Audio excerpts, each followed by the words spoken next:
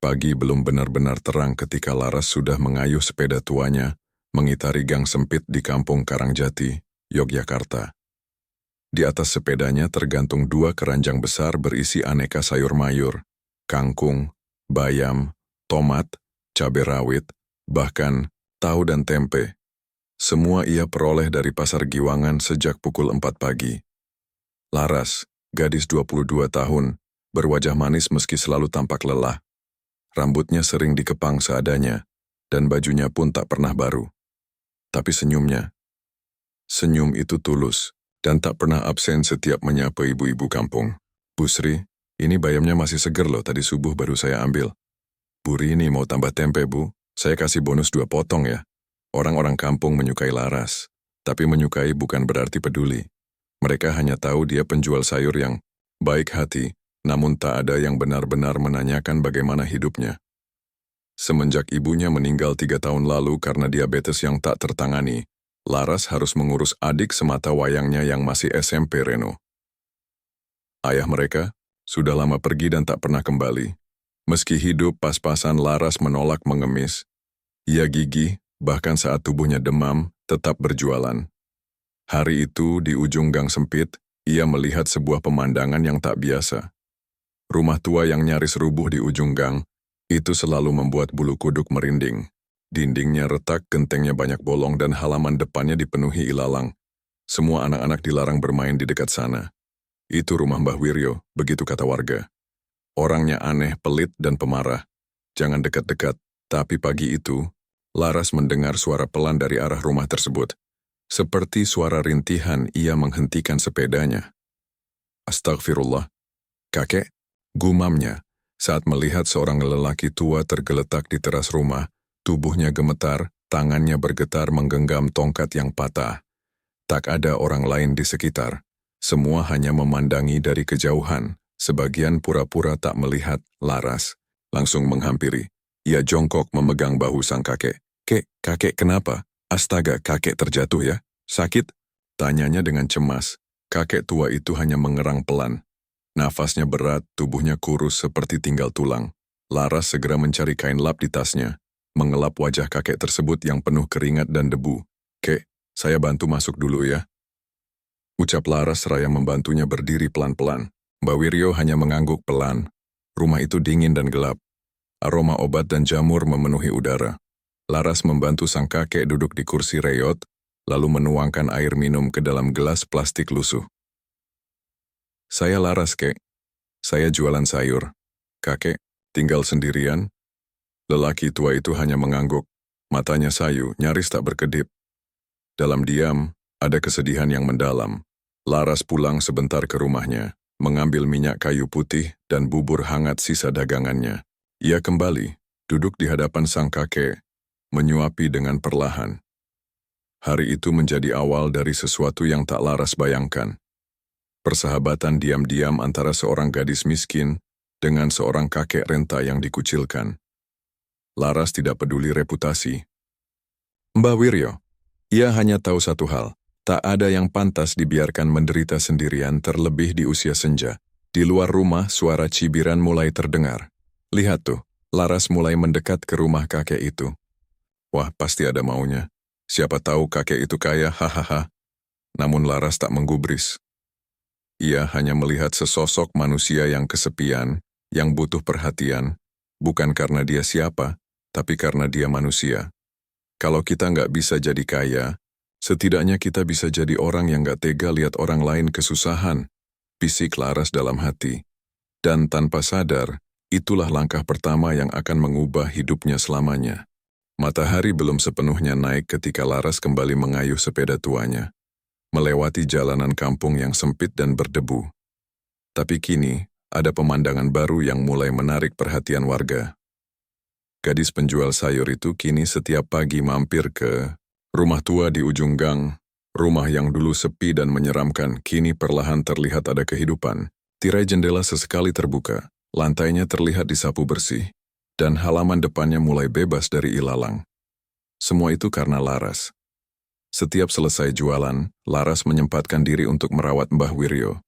Ia bersihkan tubuh sang kakek, mengganti pakaiannya, menyiapkan bubur, hingga membacakan doa sebelum tidur. Semua dilakukan Laras dengan sepenuh hati, tanpa mengharap apa-apa. Namun, kebaikan tulus tak selalu dibalas baik. Di sebuah warung kopi kecil, beberapa ibu-ibu duduk bergerombol sambil minum teh manis dan membolak-balik kerupuk dalam toples. Kamu tahu nggak si Laras itu sekarang bolak-balik ke rumah Mbah Wiryo loh? Ya ampun, serius? Dia kan gadis, muda. Masa ia betah ngurusin kakek jompo? Jangan-jangan dia nyari warisan? Hah, iya, aku juga curiga. Udah miskin, mungkin dia cari jalan cepat kaya. Pinter juga ternyata. Hahaha. Cibiran itu terus berkembang. Bahkan anak-anak pun mulai meniru cara orang dewasa. Saat Laras lewat di jalan terdengar tawa kecil dan suara mengejek. Itu yang jaga harta karun. Awas nanti kalau Laras kaya raya, kita dibilang gak ikut bantu, haha. Laras mendengarnya. Telinganya panas tapi ia tetap menunduk, pura-pura tak dengar. Hatinya ngilu. Yang paling menyakitkan bagi Laras bukan ejekan orang asing, tapi sikap dingin dari sahabatnya sendiri, Rina. Teman sejak kecil yang kini mulai menjaga jarak. Rin, kamu kok jarang main ke rumah? Kangen ngobrol? Maaf Las, aku sibuk bantu ibuku di rumah, jawab Rina datar. Tapi Laras tahu, alasan itu hanyalah alasan. Rina tak sanggup berkata bahwa ibunya melarang ia dekat-dekat dengan Laras karena takut ikut terseret gosip tak sedap. Nggak usah deket-deket sama Laras dulu. Ibu-ibu di sini udah mulai ngomongin dia. Nanti kamu kena juga, begitu ucapan ibunya. Laras kembali sendiri. Seolah kebaikannya justru menjadi dosa. Malam itu Laras duduk sendiri di depan rumah. Lampu minyak kecil menyala remang. Reno, adiknya, sudah tidur lebih dulu di dalam kamar. Ia menatap langit, menahan air mata. Kenapa orang bisa sebegitu mudahnya menilai tanpa tahu kebenarannya ya? Apa salahnya menolong orang tua yang kesepian? Apa karena aku miskin, semua yang kulakukan selalu dianggap pada maunya? Laras menggigit bibir menahan sesak. Ia ingin marah, ingin protes, tapi tak tahu pada siapa. Hanya satu hal yang membuatnya tetap bertahan. Tatapan mata Mbah Wiryo yang kini mulai cerah sedikit demi sedikit. Dan suara pelan yang dulu hampir tak terdengar kini mulai lancar meski gemetar. Terima kasih Laras. Sudah anggap aku manusia. Suatu hari, Laras datang ke rumah Mbah Wiryo membawa sapu lidi dan pel basah. Ia mulai membersihkan halaman, menyapu dedaunan, dan merapikan pot-pot bunga yang lama terlantar. Tiba-tiba, dari kejauhan, seorang ibu-ibu berteriak, "Woi Laras, kamu pikir kamu siapa? Itu rumah orang tua, bukan panti jompo. Kalau memang mau nyari warisan, ya jangan norak begitu kelihatan." Laras tersentak. Ember air di tangannya hampir jatuh. Tapi sebelum Laras menjawab, terdengar suara serak dari dalam rumah. "Jangan ganggu dia." Semua menoleh. Itu suara Mbah Wiryo. Dengan tongkat di tangan, Mbah Wiryo muncul di ambang pintu berdiri dengan gemetar namun tegas. "Anak ini lebih punya hati dari kalian semua. Saat kalian menghina, dia menyuapi aku. Saat kalian menjauh, dia mengulurkan tangan." Warga tercekat. Beberapa mengangguk malu, sisanya menunduk diam. Laras meneteskan air mata. Bukan karena malu, tapi karena untuk pertama kalinya, kebenaran bersuara untuknya. Dan di titik itulah, Laras tahu, ketulusan memang diuji, tapi tidak pernah sia-sia. Sejak peristiwa Mbah Wiryo membela Laras di depan warga kampung, suasana perlahan berubah. Orang-orang mulai berpikir ulang tentang gadis penjual sayur itu. Meski masih ada yang sinis, tapi banyak juga yang mulai diam-diam menghormatinya. Namun, Laras tak peduli soal persepsi. Baginya, bukan pujian atau pengakuan yang ia cari. Ia hanya ingin satu hal, melakukan yang benar selama ia masih sanggup melakukannya. Setiap pagi, Laras tetap berjualan seperti biasa. Ia mengayuh sepedanya melewati jalan setapak, menyapa pelanggan tetap dan menolak jika ada yang menawar terlalu murah. "Maaf ya Bu, saya juga harus beli beras buat adik saya." Setelah semua dagangan laku, Laras langsung ke rumah Mbah Wiryo. Ia membawa makanan hangat, kadang lauk sederhana, kadang hanya teh dan kerupuk. Namun ia selalu membawa senyum dan waktu. Dua hal yang paling dibutuhkan sang kakek. Mbah Wiryo yang dulu pemarah dan tertutup kini berubah total. Ia mulai banyak bercerita tentang masa mudanya, istrinya yang telah tiada, dan anak-anaknya yang entah kemana. Dulu saya punya dua anak, Laras, tapi mereka semua pergi. Lupa saya, mungkin karena saya terlalu keras dulu. Laras hanya mendengarkan menggenggam tangan kurus itu dengan lembut. Mbah nggak sendiri sekarang, Mbah punya saya, bisik Laras sambil tersenyum. Suatu malam Laras pulang ke rumah dengan tubuh lelah. Ia membuka pintu dan melihat Reno, adiknya, tertidur di atas tumpukan buku pelajaran. Ada setumpuk nasi goreng bungkus yang sudah dingin di meja. Laras tersenyum kecil dan menyelimuti adiknya. Ia duduk di tikar tua di ruang tengah, memandangi langit-langit yang mulai bocor. Angin malam masuk lewat celah dinding. Tapi entah mengapa, hatinya hangat. Aku nggak kaya. Aku nggak punya apa-apa. Tapi malam ini aku merasa kaya karena bisa buat orang lain merasa hidup. Itulah hadiah terbesar Laras. Bukan emas, bukan uang, tapi ketenangan hati. Namun ketulusan sejati selalu diuji, dan ujian itu datang tak lama kemudian. Suatu siang yang panas, saat Laras sedang mencuci kaki Mbah Wiryo di beranda rumah, tiba-tiba, sebuah mobil mewah berhenti di depan rumah tua itu. Dari dalamnya turun seorang lelaki paruh baya dengan jas rapi dan wajah tegas. "Laras?" tanyanya datar. "Iya, saya Laras," jawab Laras bingung.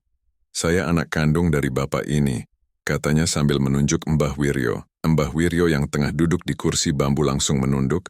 Sudah, aku tidak usah dijemput," lirihnya. Lelaki itu, yang bernama Pak Rendra, datang dengan niat membawa ayahnya ke rumahnya yang megah di Jakarta. Ia baru tahu dari kabar kampung bahwa ayahnya jatuh sakit dan dirawat oleh seorang gadis penjual sayur. Namun bukan itu yang membuat Laras tercengang. Di tangan Pak Rendra, ada selembar surat kuasa dan secarik kertas lain yang ia sodorkan ke Laras. "Ini, surat warisan. Bapak saya bersikeras menyerahkan semua asetnya untuk kamu, termasuk tanah dan rumah ini. Tapi saya keberatan." Laras menatap kertas itu dengan mata berkaca-kaca. Ia memandang Mbah Wiryo. "Mbah, saya nggak butuh ini. Saya hanya ingin Mbah sehat, itu saja." Pak Rendra terdiam. Untuk pertama kalinya ia melihat seseorang menolak warisan dengan air mata. Bukan karena kecewa tapi karena ketulusan. Malam itu, Mbah Wiryo memanggil Laras pelan dari kamarnya. "Laras, kau tahu kenapa aku ingin kau menerima warisan ini?" Laras menggeleng, menahan air mata. "Karena hanya kamu yang menganggap aku masih manusia. Bukan harta yang ingin kuberikan, tapi kehidupan. Jangan tolak, ya. Kalau kamu menolak, aku merasa semua kasihmu sia-sia." Laras menggenggam tangan Mbah Wiryo. Tangisan tak lagi bisa ia tahan. "Kalau begitu saya terima, Mbah. Tapi izinkan saya tetap merawat Mbah, sampai kapanpun." Mbah Wiryo tersenyum, matanya basah, tapi penuh damai. Malam turun pelan-pelan membawa angin lembut yang menggetarkan dedaunan. Di rumah tua yang kini jauh lebih hidup itu, Laras duduk di sebelah Mbah Wiryo, menyuapkan semangkuk bubur kacang hijau hangat. Tak banyak kata, hanya keheningan yang terasa, damai, sesekali terdengar suara jangkrik dan detak jam tua di dinding. Namun malam itu berbeda. Setelah menyelesaikan suapan terakhirnya, Mbah Wiryo tiba-tiba menatap Laras dalam-dalam. Matanya berkaca-kaca. "Laras, ada sesuatu yang harus Mbah ceritakan." Laras mengerutkan dahi. "Apa, Mbah?" Mbah Wiryo menghela napas panjang, lalu mulai membuka pintu rahasia yang selama puluhan tahun ia simpan rapat-rapat. Dulu, Mbah pernah jatuh cinta pada seorang gadis penjual jamu keliling. Namanya Sarinem. Cantik, lembut, dan hatinya mirip kamu. Tapi hubungan kami ditentang oleh orang tua Mbah karena dia berasal dari keluarga miskin. Laras diam, jantungnya mulai berdetak lebih cepat. Nama Sarinem tak asing baginya. Itu nama ibunya. Mbah Wiryo melanjutkan. Saat Sarinem hamil, Mbah justru dipaksa menikahi wanita pilihan keluarga. Mbah pengecut. Mbah kabur dari tanggung jawab. Sarinem pergi entah kemana, membawa anaknya. Sejak itu Mbah menyesal, tapi semuanya sudah terlambat. Laras terdiam membeku. Suaranya tercekat. Ibu saya, namanya Sarinem, Mbah. Mbah Wiryo menatap Laras, tubuhnya bergetar. Apa? Apa katamu, nak? Ibu saya memang penjual jamu. Namanya Sarinem. Dia wafat waktu saya baru SMP. Sejak kecil saya hanya hidup bertiga. Saya, ibu, dan adik saya Reno. Mbah Wiryo menangis. Tangis seorang lelaki tua yang akhirnya dihadapkan pada kenyataan paling getir. Anak yang ia tinggalkan kini hadir di hadapannya sebagai penolong tanpa syarat. Jadi, kamu, anakku. Laras tak bisa menjawab. Hatinya berperang, antara amarah dan haru, kecewa dan kasih sayang. Tapi ingatannya akan setiap momen merawat Mbah Wiryo, dengan sabar, dengan cinta, membuat hatinya luluh. Ia menggenggam tangan tua itu dan berbisik, mungkin darah kita baru sekarang saling mengenali, Mbah. Tapi hati saya sudah sejak dulu menganggap Mbah seperti keluarga. Beberapa hari kemudian Laras mulai membereskan kamar tua di bagian belakang rumah. Di sana ia menemukan sebuah koper berdebu yang belum pernah dibuka. Di dalamnya ada tumpukan surat cinta lama, foto-foto hitam putih, dan selembar surat yang tak pernah terkirim. Di ujung surat itu tertulis, "Untuk Sarinem, jika kamu membaca ini, ketahuilah, aku menyesal. Dan jika anak kita tumbuh besar, tolong jaga dia baik-baik. Meskipun aku pengecut, tapi aku akan mencintai anak itu." Walau dari jauh, Laras menangis. Hatinya remuk, tapi sekaligus dipenuhi hangatnya kebenaran. Ia bukan sekadar gadis penjual sayur yang menolong orang tua tanpa pamrih. Ia sedang menebus luka generasi sebelumnya dengan cinta yang diwariskan diam-diam oleh ibunya. Suatu pagi, Laras duduk di teras, menatap langit dengan senyum tipis. Reno keluar sambil membawa 2 gelas teh hangat. "Las, kamu kenapa senyum sendiri?" "Nggak apa-apa, Ren. Aku cuma baru sadar. Selama ini aku kira kita sendirian. Tapi ternyata kita nggak pernah benar-benar sendiri. Dan sejak hari itu, rumah tua di ujung gang itu tak lagi sunyi. Ia menjadi saksi sebuah rahasia besar yang akhirnya terungkap dan menjadi tempat di mana luka masa lalu akhirnya disembuhkan oleh ketulusan yang tak tergantikan." Mentari pagi mengeluarkan sinarnya di sela-sela dedaunan, namun pagi itu berbeda. Tak ada tawa ringan dari Mbah Wiryo di teras, tak ada aroma teh manis atau suara Laras menyapu halaman. Yang ada hanya keheningan yang berat menggantung di udara, seperti kabut tebal yang belum mau menghilang. Semalam Mbah Wiryo mengembuskan napas terakhirnya, tepat di pelukan Laras, setelah sempat menyampaikan satu kalimat yang membuat gadis itu tertegun. "Buka laci kayu di lemari tuaku. Setelah aku tiada." Kini, Laras berdiri di kamar Mbah Wiryo. Tangannya bergetar saat membuka laci yang dimaksud. Di dalamnya, ia menemukan sebuah amplop coklat yang disegel rapi dan sebuah buku kecil bersampul kulit tua. Di depan amplop itu, tertulis wasiat untuk Laras Ayu Prameswari 2 minggu berlalu sejak kepergian Mbah Wiryo. Suasana duka masih terasa, tapi hidup harus terus berjalan. Hari itu Laras menerima surat panggilan resmi dari kantor notaris. Ia diminta hadir dalam pembacaan wasiat almarhum, bersama perwakilan keluarga, termasuk Pak Rendra, anak kandung Mbah Wiryo yang pernah datang tiba-tiba dari Jakarta. Laras datang dengan baju sederhana, membawa buku kecil yang ia temukan di laci. Sementara itu Pak Rendra hadir dengan setelan jas abu-abu, didampingi seorang pengacara. Wajahnya tenang namun sulit dibaca. Di ruang rapat kantor notaris, suasana menegang. Seorang pria berkacamata dengan suara berat membuka map dan mulai membaca wasiat terakhir dari almarhum Bapak Wiryo Dipuro yang ditulis tangan, ditandatangani dan disahkan secara hukum tanggal 28 Februari, menyatakan hal-hal sebagai berikut. Laras menunduk. Suaranya tercekat. Pak Rendra menatap lurus ke depan tanpa ekspresi. "Seluruh harta warisan milik saya yang terdiri dari, pertama, sebidang tanah seluas 3.000 meter persegi di Kabupaten Kulon Progo. Kedua, rumah tinggal warisan keluarga di Jalan Kenanga nomor 7. Ketiga, tabungan senilai 850 juta rupiah. Keempat, 2 petak sawah produktif di wilayah Sleman. Akan saya wariskan sepenuhnya kepada Laras Ayu Prameswari, anak kandung saya, anak dari Sarinem. Terdengar suara bisik-bisik. Pak Rendra langsung berdiri dari kursinya dan merasa keberatan. Namun notaris itu tetap melanjutkan dengan tenang.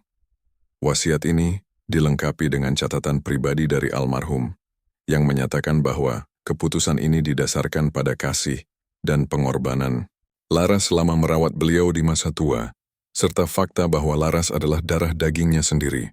Setelah pertemuan selesai, Laras memberikan buku kecil bersampul kulit yang ia temukan kepada notaris. Notaris itu membacanya sejenak, lalu tersenyum simpul. Ini semacam jurnal harian almarhum. Ia menulis setiap hari setelah bertemu Laras. Salah. Satu halamannya berbunyi, "Hari ini Laras membuatkan aku sayur bayam. Aku belum pernah merasa diperlakukan dengan tulus sejak istriku meninggal. Ia membersihkan kakiku, memandikanku. Ia lebih dari cucu. Ia anak jiwaku." Laras menutup matanya. Air mata mengalir pelan. Bukan karena harta yang kini jadi miliknya, tapi karena cinta yang akhirnya diterima dan diakui. Beberapa saat kemudian, saat semua orang mulai meninggalkan ruangan, Pak Rendra menghampiri Laras. Wajahnya berbeda, tak lagi dingin dan penuh tuntutan, tapi lembut dan menyimpan penyesalan. "Saya terlalu sibuk mengejar dunia sampai lupa bahwa ayah saya sendiri masih hidup. Tapi kamu menyadarkan saya bahwa keluarga bukan soal darah saja, tapi perhatian." Ia mengulurkan tangan. "Maafkan saya, Laras. Dan jaga warisan ayah saya baik-baik. Itu milikmu." Laras menyambut tangannya. Perlahan, "Saya nggak butuh maaf, Mas. Saya cuma ingin Mbah pergi dengan tenang. Dan semoga kita bisa tetap jadi keluarga, meskipun jalannya berbeda." Beberapa bulan kemudian, rumah tua di ujung gang itu telah berubah wajah. Laras memperbaiki atap, mengecat dinding, dan membuka dapur umum untuk warga sekitar. Ia juga menyumbangkan sebagian warisan untuk beasiswa anak-anak miskin di kampungnya. "Kalau Mbah masih ada, pasti bangga lihat ini," ucap Reno sambil membantu mengaduk sayur di dapur. Laras tersenyum. "Kita warisi bukan cuma harta, Ren, tapi juga cinta." Dan begitulah, dari seorang gadis miskin yang dulu hanya dikenal sebagai penjual sayur di ujung gang, Laras menjelma jadi simbol ketulusan yang diwarisi langit dan dikenang bumi. Matahari pagi menyinari rumah tua di ujung gang yang kini telah berubah rupa. Dindingnya dicat ulang dengan warna krem lembut, halaman depannya dipenuhi bunga warna-warni yang ditanam Laras sendiri. Plang kecil di pagar depan bertuliskan, "Rumah Harapan Mbah Wiryo. Untuk semua yang pernah dilupakan dunia." Sejak menerima warisan dari Mbah Wiryo, Laras tidak langsung terbuai oleh angka dan kekayaan. Uang ratusan juta yang ia terima, sawah produktif, dan rumah-rumah peninggalan keluarga tidak ia nikmati sendiri. Ia duduk berhari-hari bersama Reno, merenung. "Ren, dulu, waktu kita susah, siapa yang peduli sama kita?" Reno menggeleng. "Enggak. Ada. Kalau sekarang kita bisa bantu, harusnya kita jadi orang pertama yang peduli sama mereka." Maka dimulailah langkah baru Laras, mengubah takdirnya, bukan untuk dirinya sendiri tapi untuk orang lain. Setiap hari Jumat, aroma masakan hangat menguar dari dapur belakang rumah Laras. Ia memasak sendiri bersama para ibu tetangga. Sayur asem, tahu bacem, nasi hangat dan sambal terasi. Piring-piring itu dibagikan gratis untuk para pemulung, tukang becak, pengamen, dan anak-anak jalanan yang mulai berdatangan ke rumah itu. Suatu siang, seorang ibu tua berkerudung lusuh menggenggam tangan. Laras sambil menangis, "Nak, ibu belum makan 2 hari. Tapi hari ini, karena kamu ibu bisa kenyang. Semoga Allah balas semuanya." Laras tersenyum, matanya berkaca-kaca. "Ibu doakan aja, itu cukup buat saya." Dengan tabungan warisan yang tersisa, Laras mendirikan program beasiswa kecil-kecilan untuk anak-anak kampung yang ingin melanjutkan sekolah. Ia beri nama Beasiswa Harapan Sarinem, sebagai penghormatan untuk ibunya yang dulu rela berjualan jamu keliling demi menyekolahkan anak-anaknya. Nanti kamu semua harus jadi orang sukses ya, tapi jangan lupa, begitu kamu bisa berdiri sendiri, bantu orang lain berdiri juga, kata Laras saat memberi pengarahan pertama. Anak-anak itu mengangguk semangat, beberapa dari mereka tak sanggup membendung air mata. Mereka bukan cuma diberi biaya sekolah, tapi diberi mimpi. Perubahan Laras membuat heboh satu kampung. Dulu ia dicemooh, dianggap gadis miskin tak berguna. Sekarang, namanya disebut di masjid, di warung, di pos ronda. Itu Laras ya? Yang dulu cuma jualan sayur? Iya, Masya Allah. Sekarang dia malah bantu semua orang. Tak lama, cerita Laras tersebar ke luar kampung. Wartawan lokal datang, menulis artikel berjudul, Gadis Penjual Sayur. Jadi dermawan, warisan hati dari seorang kakek tua Laras jadi tamu undangan di berbagai acara sosial, diundang bicara di radio lokal, bahkan sempat tampil di TV. Tapi ia tetap sederhana. Saya bukan siapa-siapa, saya cuma pengen kalau saya mati nanti. Saya nggak cuma dikenal karena punya uang, tapi karena pernah membuat orang lain merasa berharga. Di balik semua keberhasilan itu, Reno, adik Laras, menjadi saksi perjuangan kakaknya sejak kecil. Ia tahu betul bagaimana Laras menahan lapar, menangis diam-diam saat uang belanja tak cukup, atau diam-diam menyelipkan nasi ke dalam plastik bekas agar Reno tetap makan. Kini, melihat kakaknya disanjung banyak orang, Reno hanya bisa berkata, "Kakakku memang bukan orang kaya dari lahir, tapi hatinya sudah kaya sejak dulu." Suatu malam, Laras duduk di beranda rumah, menatap langit yang dipenuhi bintang. Rumah itu tak lagi sunyi seperti dulu. Setiap malam suara anak-anak mengaji dari ruang tengah, tawa ibu-ibu dari dapur, dan suara becak mampir membawa nasi bungkus untuk dibagikan esok hari. Ia memejamkan mata dan berbisik lirih. "Mbah, lihat aku sekarang. Aku bukan lagi gadis yang dihina, tapi aku juga bukan gadis yang ingin dibanggakan. Aku cuma pengen jadi seperti ibu, memberi walau sedikit, tapi tulus." Dan dari ujung gang kecil di kota itu, Laras tumbuh menjadi kisah. Kisah tentang gadis miskin yang tak menunggu kaya untuk berbagi, yang tak menunggu dihormati untuk menghormati, dan yang memilih menjadi terang di saat semua orang hanya bisa mengeluh tentang gelap.